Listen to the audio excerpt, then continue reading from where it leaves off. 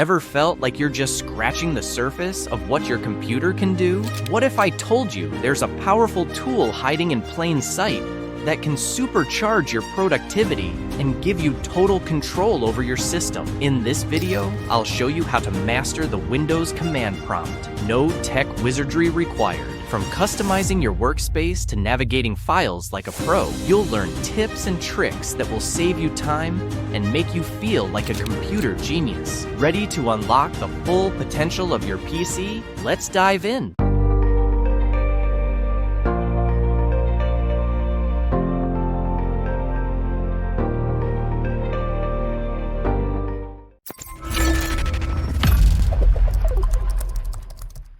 Microsoft Command Line tool. The command prompt is the tool that you're going to use throughout this course. It is a command line user interface that allows tasks to be performed on the operating system using commands. To launch this window, you can use several methods. Method 1. For the first method, you have to click on the Windows key on the keyboard or on the Windows logo on your screen. A new interface called Start Menu will be displayed. Then, just type in the word CMD. You have the option to launch command prompt with standard privileges or with administrator privileges. For standard privileges, just click on the command prompt icon or on Open. That's what you see in the red box. For administrator privileges, you have to click on Run as Administrator. That's what you see in the blue box. For the example, we choose to launch the command prompt with standard privileges. Method 2. Let's move on to Method 2, which is a small shortcut. Here, you have to click on the Windows logo and R keys on the keyboard simultaneously. The Run window appears. Type CMD and then click OK or press the Enter key on the keyboard. Note that in this case, the command prompt launches with standard privileges. Adjusting command prompt settings. We will now learn to change the font settings, the size of the window, the size of the buffer, and the colors of the text and background font settings. To configure the font, you need to click on the command prompt icon in the top left. Here you have two choices. Default, which allows you to perform a default configuration that will be remembered each time you launch the CMD window, and Properties, which allows you to perform a configuration only for the current window. For the example, we're going to choose Default. Then, in the Font tab, we're going to put the following parameters. Font, consolas, and size, 16. Window size and buffer size. Now, to change the size of the window and buffer, we'll switch to the Configuration tab and change the settings like this, for example. You can choose the configurations you want. Text and background color.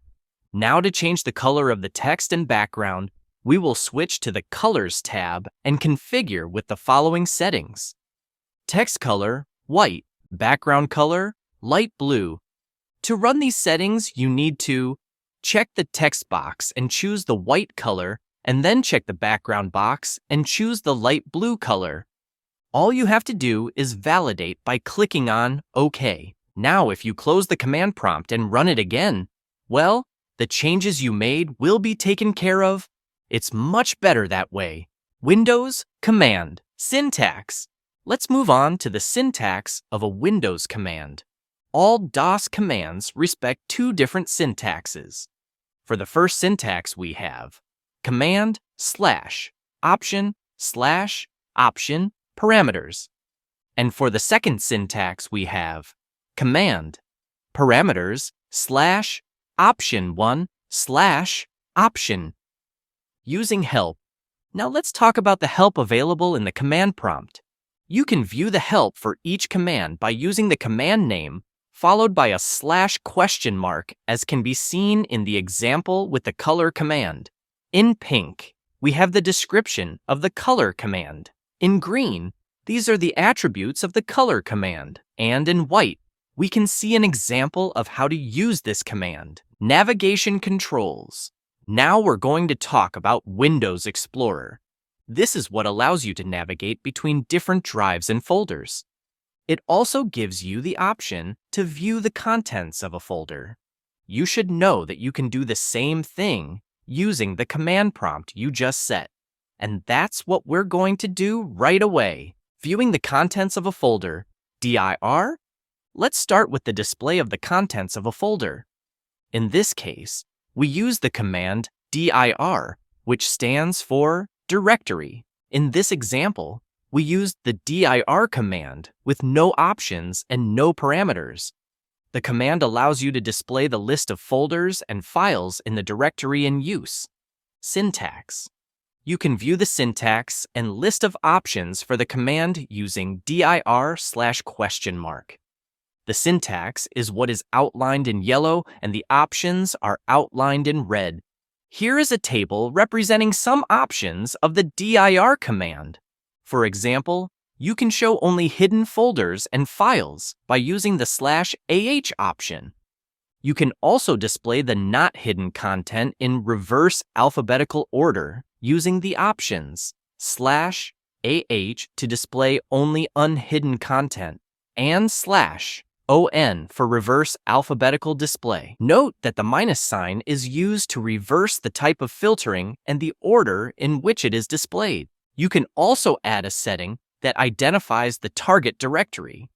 In this example, we want to display the unhidden contents of the form IP folder in the E partition in alphabetical order. So you need to use the dir command and then the path of the E/form IP folder and then the list of options /aah to show only unhidden content and /on for the display in alphabetical order. You can also view the owner of all files and folders in the form IP directory and its subdirectories. Here you need two options, /s to display the files in the form IP directory and all its subdirectories, /q to view the owners of files and directories. Note that in terms of these results, there are two types of folders. The dot, this is the file in progress. The dot, this is the parent folder. Changing the current directory, cd or chdir. Now, you're going to view and edit the current directory. To do this, we use the cd change directory or chdr command. Syntax.